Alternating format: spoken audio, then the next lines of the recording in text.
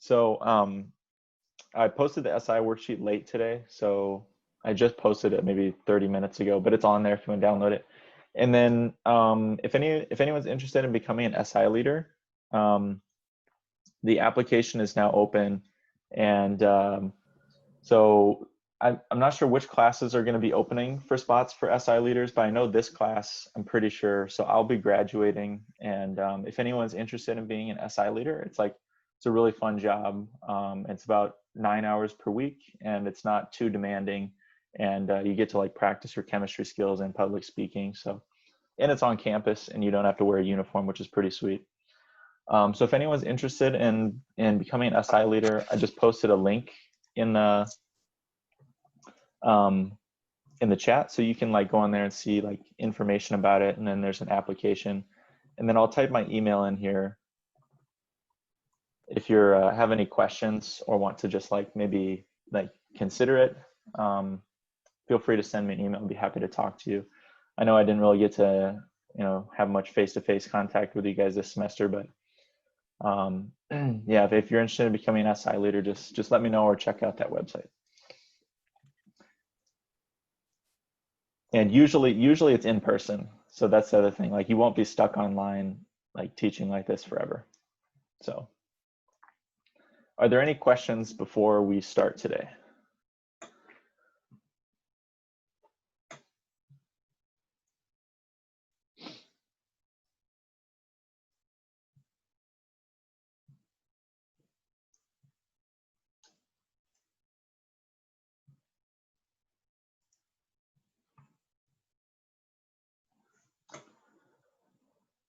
All right, so on today's worksheet, I want to start off with doing some more Lewis structures, and then after that, we're going to get into electronegativity and polarity, formal charge, and resonance structures.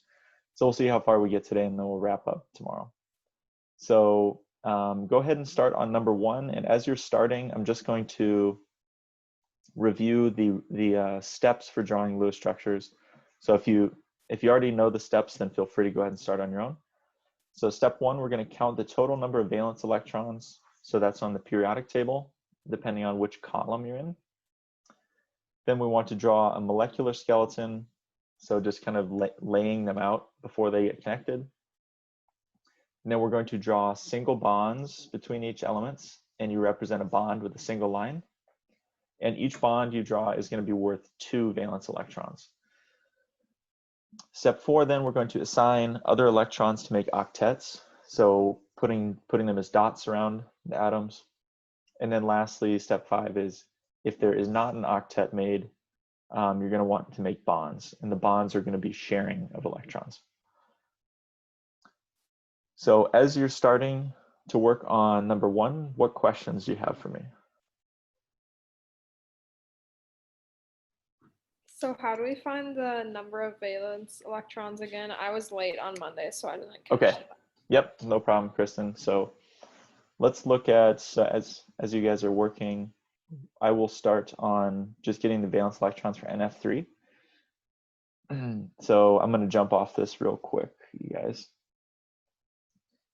So on the periodic table, similar to the charges, there's specific columns dedicated to the valence electrons. And I just wrote them right here.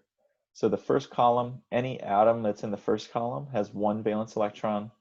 Anything that's in the second column has 2.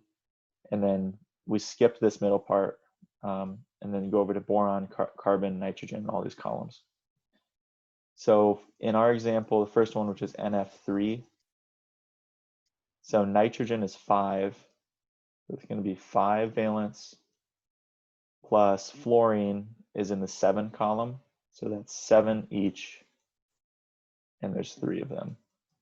So that would be 26.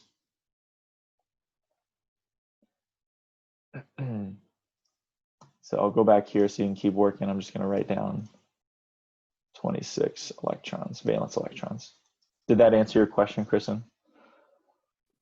Yes, it did. Thank you. Okay, great. So why don't you take some time to work on these and let me know what questions you have as you go.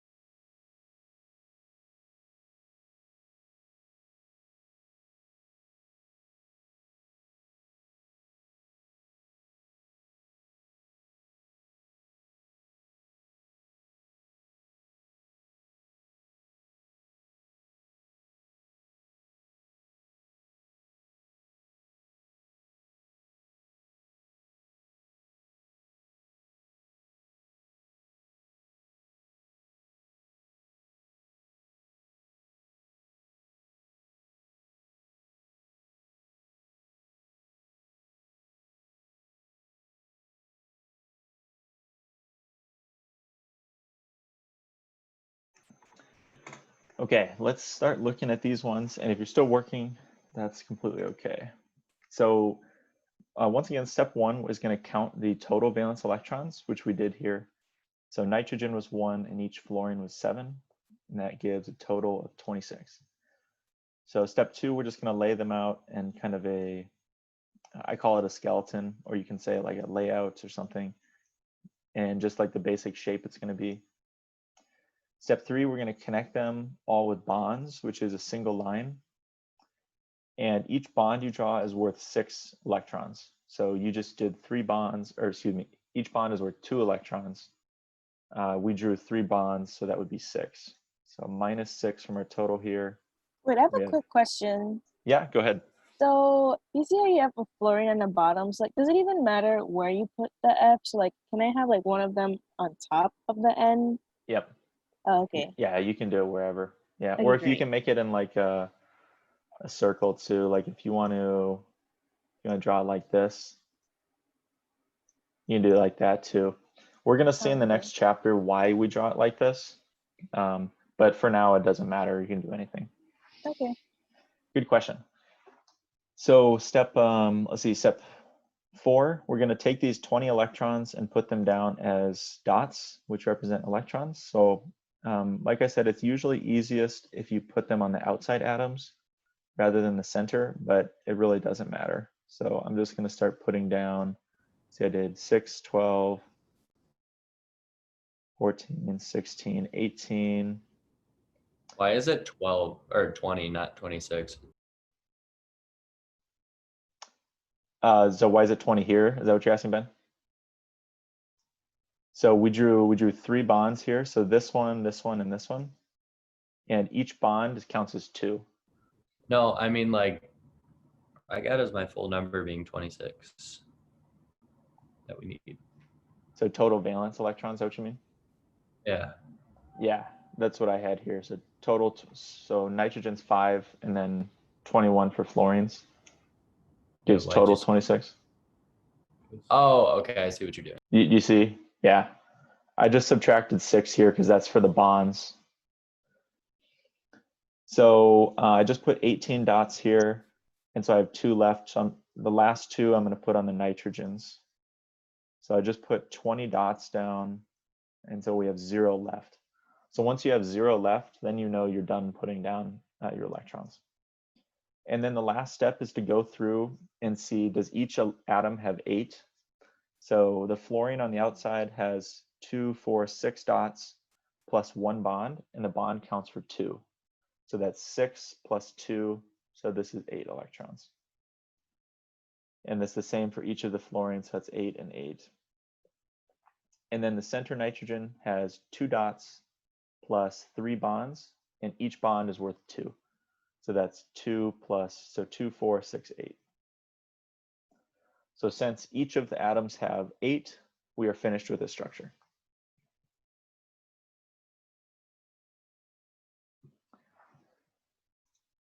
All right, moving on to C2H0. So carbon, this has 4 valence, and each hydrogen is 1, and then oxygen is 6. So this gives us a total, since there's 2 hydrogens here, of 12 valence. So 12 valence electrons. Next, I'm going to draw the shape of the molecule. It shouldn't put bonds in yet. And once again, you can just kind of draw this however you want, as long as the carbon's in the middle. And then we want to connect with single bonds. So 1, 2, 3 to start. And so 3 bonds, we used 6 electrons. So 12 minus 6 gives us 6 left over. So with our 6 leftover electrons, we're going to put those as dots. So I'm going to put them on the oxygen. But if you put 2 on the carbon to start, that's okay as well. And it doesn't matter because we have to go through and check anyways.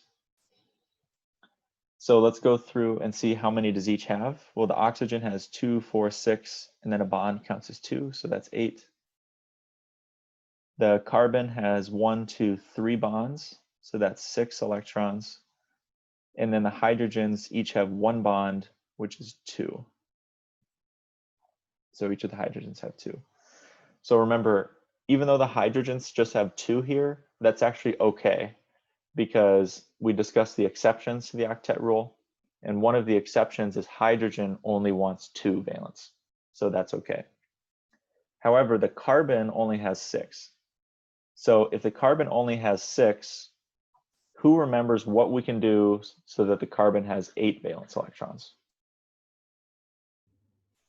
We can take one of the lone pairs and make it a bond. Very good, Rose. So Rose said we're going to take one of the lone pairs. So what is a lone pair, Rose?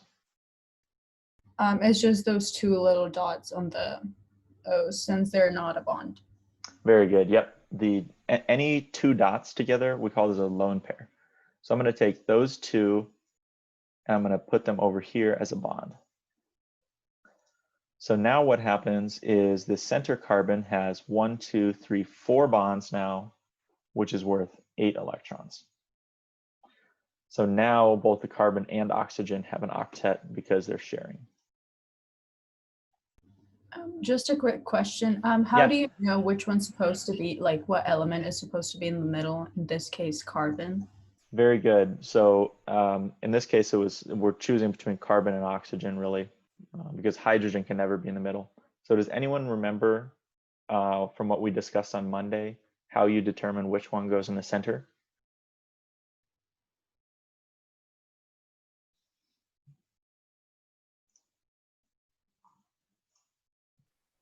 Is it the one that's closest to carbon? Yes, For the and you bonding remember, capacity? yes, very good, Megan. So Megan said it's the one with the highest bonding capacity. And so this column here, the one with the carbon, this column has a bonding capacity of 4, which means it has the ability to make 4 bonds. And then each column you go out, it decreases by 1. So the nitrogen column can make 3 bonds, oxygen can make 2 bonds, and fluorine can make 1 bond. So you just have to see on the periodic table which one is closest to the column with carbon. In this case, carbon is closer than oxygen. So carbon goes in the middle. Does that make sense, Rose? Yes, thank you. Okay, great question. So let's finish up the CCl4. So the total valence for this one is going to be, so carbon has 4 and each chlorine has 7. So the total is, let's see, 32, if I'm not wrong. So once again, carbon goes in the middle because it's closest to the column with carbon in it. So chlorines go around, then connect with single bonds. And so here we drew 4 single bonds. So 32 minus 8 electrons we used. So that is 24. And then these 24 we're going to put as lone pairs or single dots around the outside. So 1, 2, 3, 4, 5, 6, 7, 8, 9, 10, 11, 12, 13, 14, 15, 16, 17, 18, 19, 20, 21, 22, 23, 24. So we have no electrons left over. So you know you're finished. And then lastly, just to count here. So the carbon has 4 bonds. So that's 8 electrons, valence electrons. And then each chlorine has 6 dots and 1 bond. So that's 8. So that structure is finished. What questions do you have on drawing Lewis structures?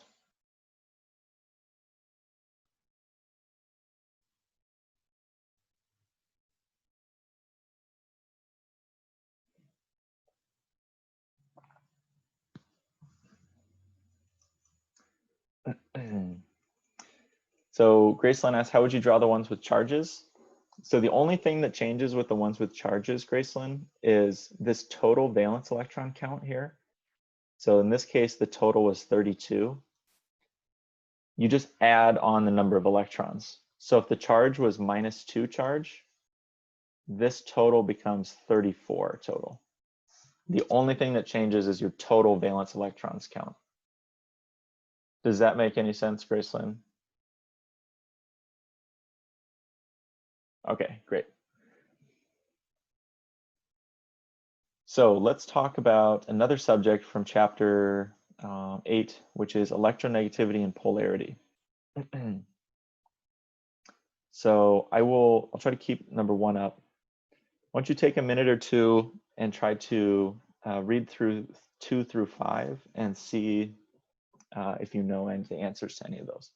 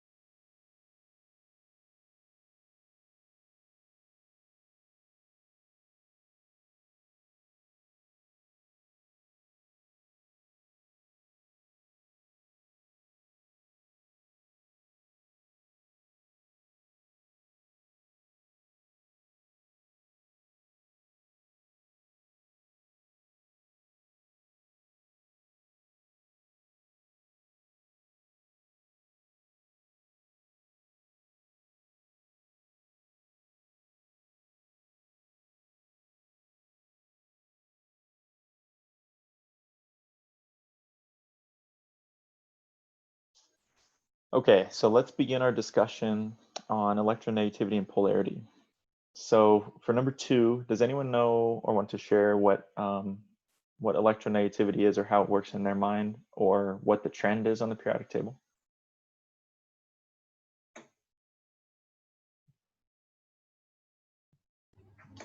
I know that one of the trends is that it increases from left to right. Yes, exactly. So if we were going to draw the periodic table, kind of like we were talking about in chapter 7, where there's these trends that go across the periodic table. So just like almost all the other ones, electronegativity is going to increase, like Rose said, from left to right, and it's also going to increase as you go upwards. So electronegativity is going to increase as you go this way, for the most part. There's some exceptions. So I guess if you were going to define electronegativity, again, I'm not big into the theory, but I wrote ability of an atom to pull electrons in a molecule. Let's say quote pull. I mean, it's not like they're pulling, it's more like attracting.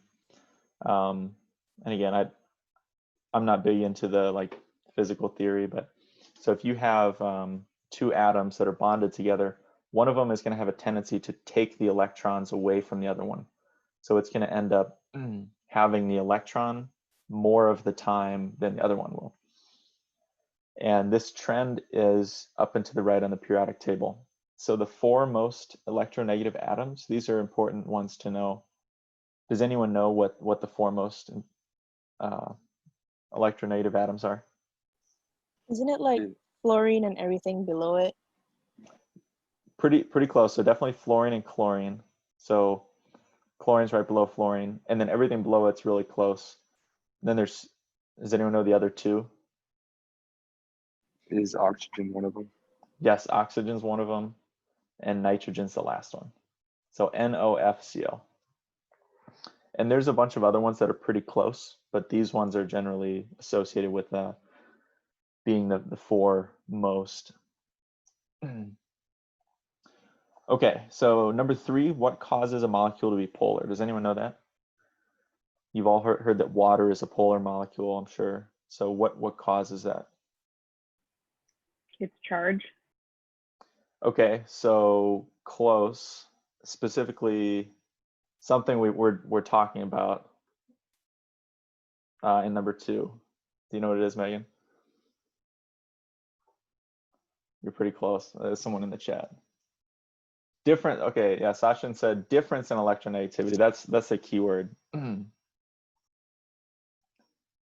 So a difference in electronegativity. So that's what causes something to be polar. So think about it. Electronegativity is the ability to pull electrons. So think of it like a tug of war game. If one of them is pulling harder than the other one, then it's going to get the electrons more of the time. And that's what we call polar, is if you have a region, let's see, when I say polar, I mean an area with more negative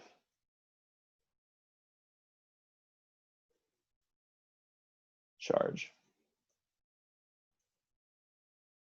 So if you have one atom that's pulling more often, it's going to have the electron more of the time. Therefore, it will have a slightly more negative area than the other one. So what would this look like in a, yeah, go ahead, Dylan. Is that why like water, like hydrogen is like fairly electronegative, I'm pretty sure, and then oxygen's like really electronegative, so is that why it's like really polar?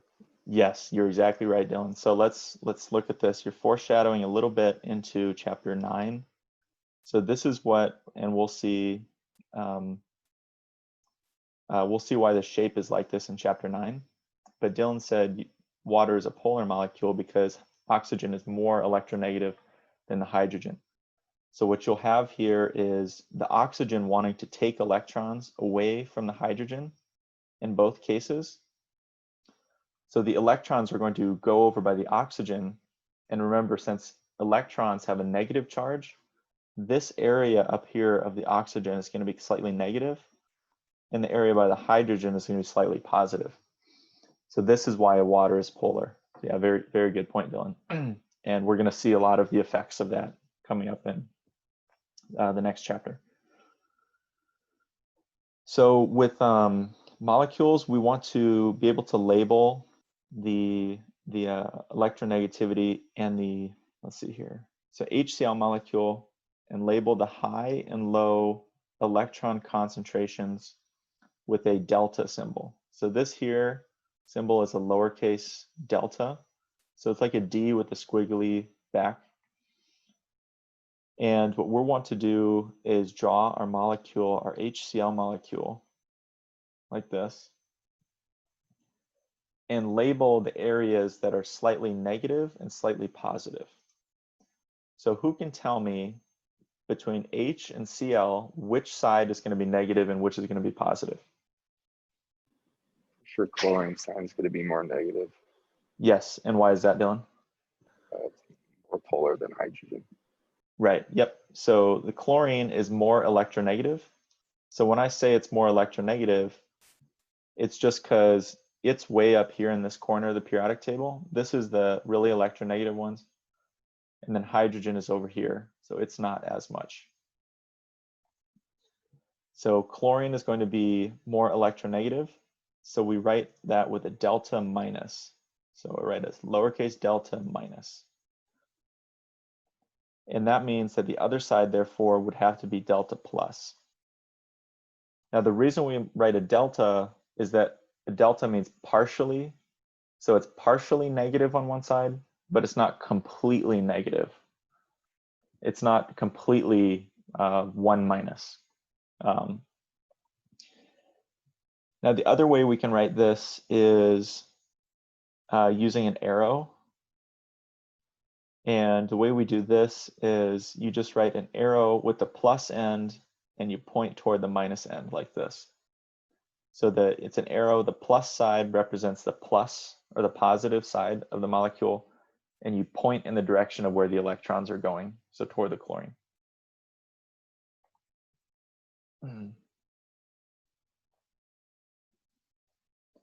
What questions do you have so far on numbers 2 through 4? So you just know that hydrogen's more positive just because it's further away from carbon? Is that how you know? Okay, so in this case, Sarah, we're talking about electronegativity. So see our trend here on the periodic table? It's increasing this way. So that means the atoms that are in this corner are more electronegative. So chlorine in this case is very electronegative, just from the trend on the periodic table.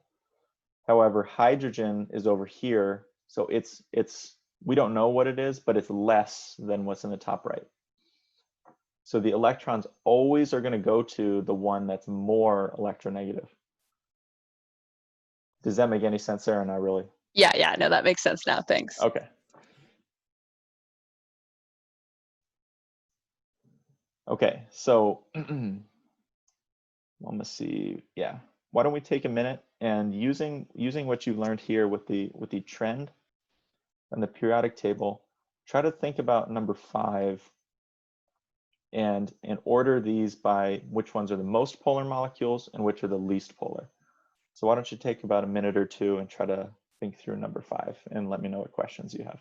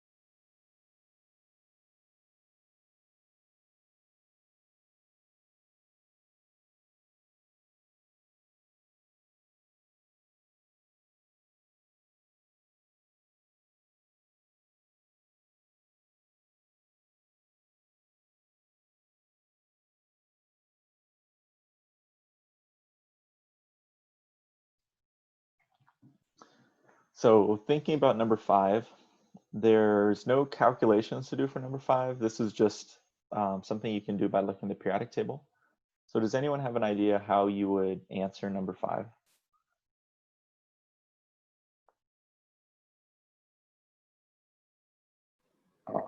Well, don't you just do like what we were talking about earlier, like as you move left to right, it like gets stronger, so you're just gonna like go left to right. So like carbon's the most left, so that'd be the lowest one. Yeah.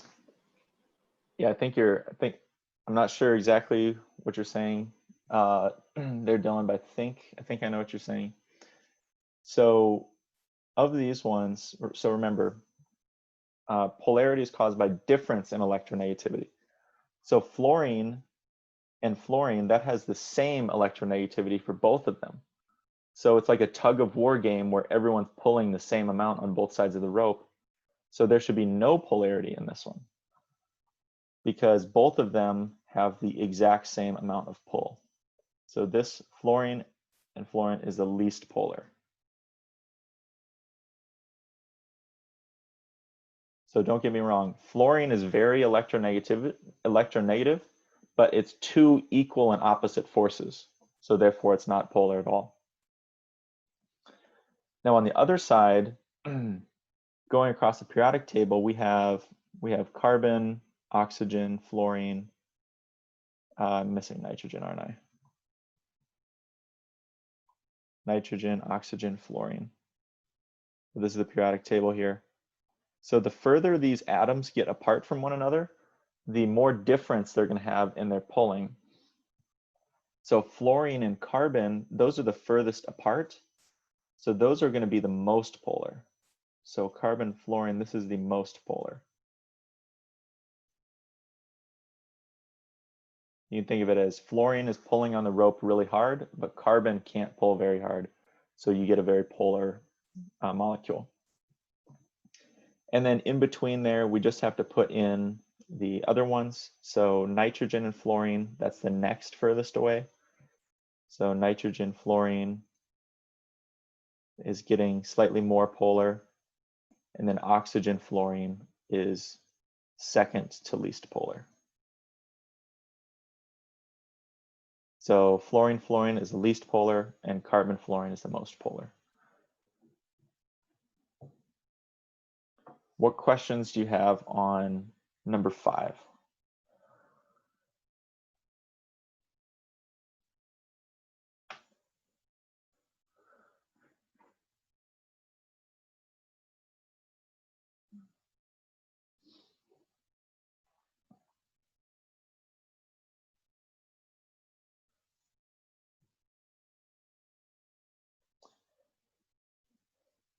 All right, so let's talk about the next topic today, which is resonance structures.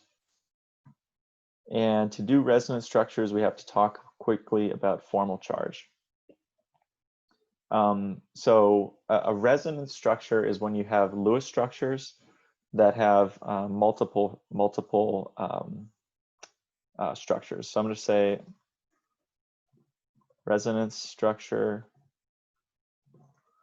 is a molecule that has multiple Lewis structures.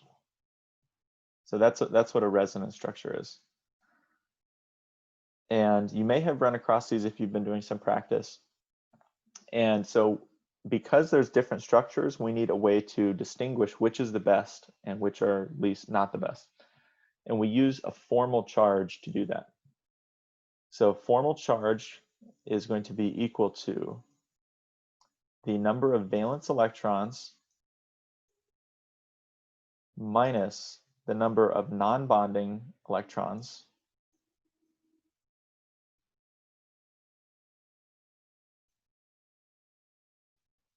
and these would be the dots on the structure. So you can just think the number of dots on the Lewis structure minus the number of bonds. And you have to do this for every atom in the structure. So in the case of N2O that we're going to do together, you're going to have to do it for each nitrogen and the oxygen. So you're going to do 3 calculations. Now, of course, the calculation is pretty simple. So you're going to get pretty quick at it eventually. So why don't you take a minute or two and try to draw the Lewis structure for N2O here. And when you're drawing it for N2O, try to see if you can figure out where there would be different structures. Or like, you know, it's going to be pretty slight differences, but and the nitrogen will be in the middle this time. So our structure is going to look something like this, but try to figure out the structure with the number of bonds and lone pairs. And we'll come back together and discuss in a minute or two.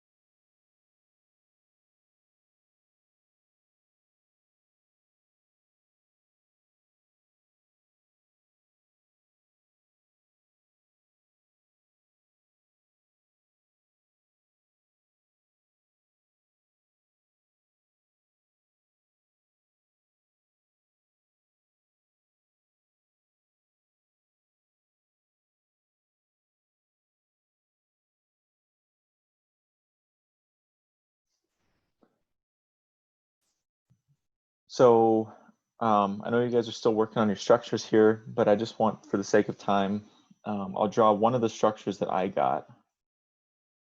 And when I drew the structures, I got something that looked like this. So you have double bonds, and then the nitrogen has 4 dots and the oxygen has 4 dots. Why would oxygen not be in the middle? So Ben asked, why would oxygen not be in the middle? Does anyone know why oxygen's not in the middle? Nitrogen's closer to carbon than oxygen. Yes, very good, Rose. So going back to the periodic table. So this column here with the carbon, Ben, this is going to be the one that usually goes in the center. Yeah, Or that makes whichever- sense. Just didn't look. That's my bad. I know, yeah, that's okay. It's kind of weird because you would think maybe one oxygen would go in the middle to be symmetric.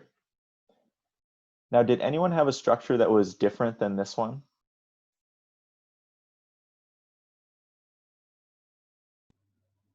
Yeah, I had one where nitrogen, between the two nitrogens, there's 3 bonds, and then there's 1 bond between nitrogen and oxygen. Okay, so you had like this. So this one would have 6 dots. So this one is also an okay structure. So each of these has 8 valence electrons. All of our octets are made here. Now there's one more. Does anyone know what the other structure would be?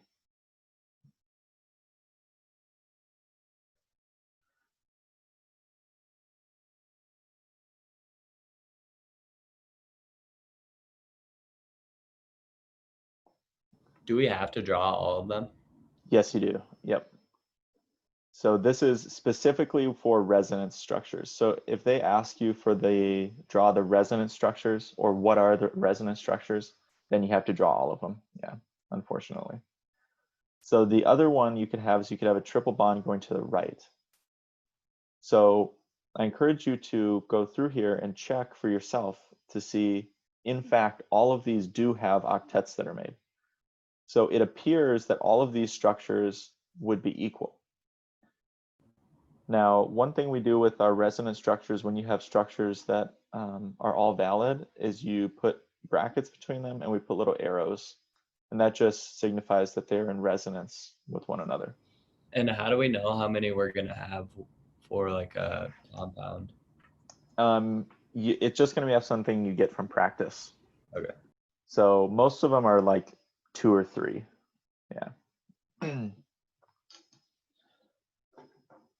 Now, from here, we're going to have to determine which of these structures is the quote unquote best one. And when I say best one, what I mean is the one that's most likely to occur in nature. And this is where we use the formal charge. So let's do the formal charge for each of these ones. And I'm going to do the first nitrogen to start. So the formal charge is going to be equal to the number of valence electrons from the periodic table for nitrogen, so that's 5. Nitrogen has 5 from the periodic table, minus 4 dots on the nitrogen, minus 2 bonds.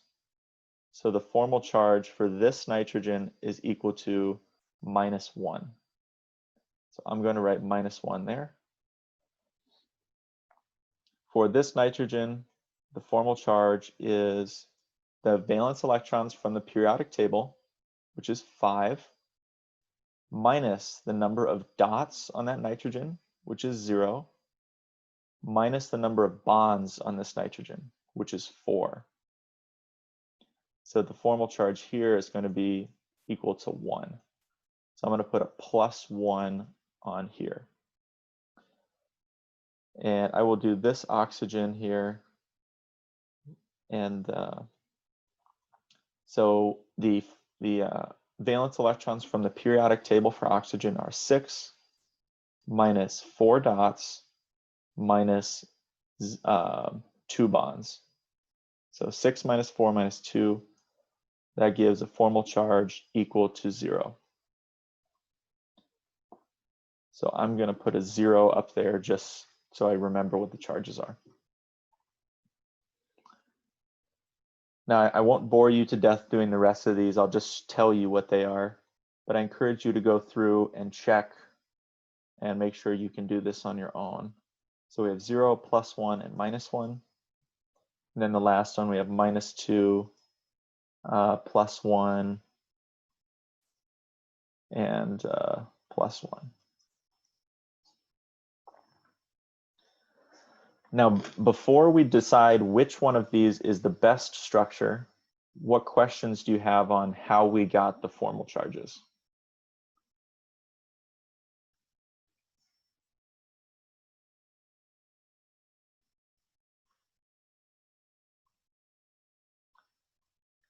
So I see like they all end up like add up to 0 if you put the numbers together. Is that like a normal trend or? Yes, exactly right, Dylan. In fact, it's going to add up to the charge of this molecule right here. In this case, it's a charge of 0, so they should add up to 0. Very good observation. So lastly, let me just write down the rule for determining which is best structure, I'll say. So the best structure is the one with lowest charges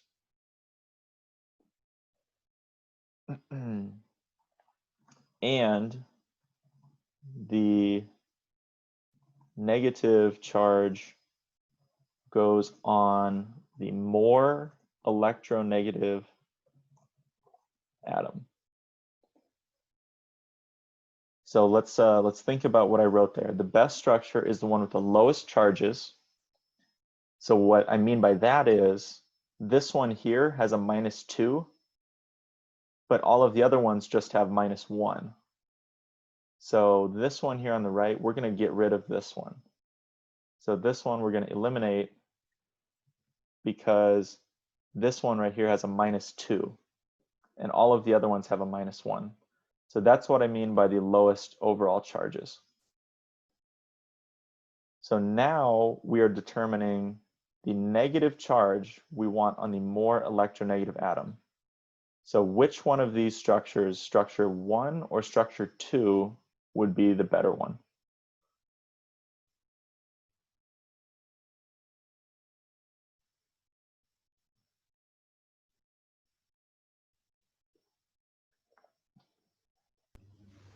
I think the second one maybe.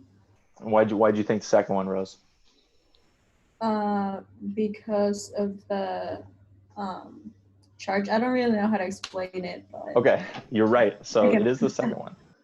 So I'm going to circle. This is the best one. I'm going to write best. Now, why is it the best?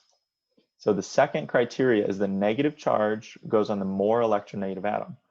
So we are selecting from this negative charge, which is on the oxygen, and this negative charge, which is on the nitrogen.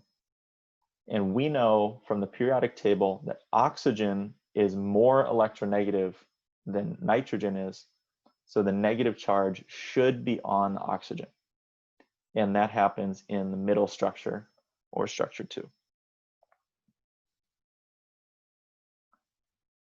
What questions do you have on determining the best structures for resonance structures? How did we So cancel why? the third one? Yeah, go ahead. Do you want to go first, Megan? Yeah. So why is the -2 charge not the lowest charge, but it's the other negative one? Oh, yeah. I should say lowest charge. I mean, I should rephrase that. I mean the one that's closest to 0. Does that make sense? Okay. Yeah, Yeah, I wrote that bad. Say closest to 0. Yeah. Does that make sense though, Megan? Okay. And was there another question I could answer? I just had that same question. Okay, great. So then if you have any other questions, feel free to stick around. Otherwise, we'll pick this up tomorrow at 4:10. So see you guys tomorrow. thank you. You're welcome. Have a good one. Thank you. You're welcome. So I was just gonna tell you that I asked Ueno like about that question that I asked you about, Oh, yep. and his response was, "That's a great question to bring to office hours." So I had a lab today during office hours, so I was just gonna tell you I still don't know the answer. Oh, okay. Great. But Yeah, let me know what he says because he's got me fooled as well. Yeah, and I like emailed him with it, and I was like, this is one of the topics like I felt most confident on, so I, like of anything, just didn't expect necessarily to miss that one. Yep. And he was like, okay, well, here in the textbook is where you can find more practice problems. I was like, okay. Yeah, it Thank sounds like you. sounds like it's something you got to ask him one-on-one maybe. Yeah.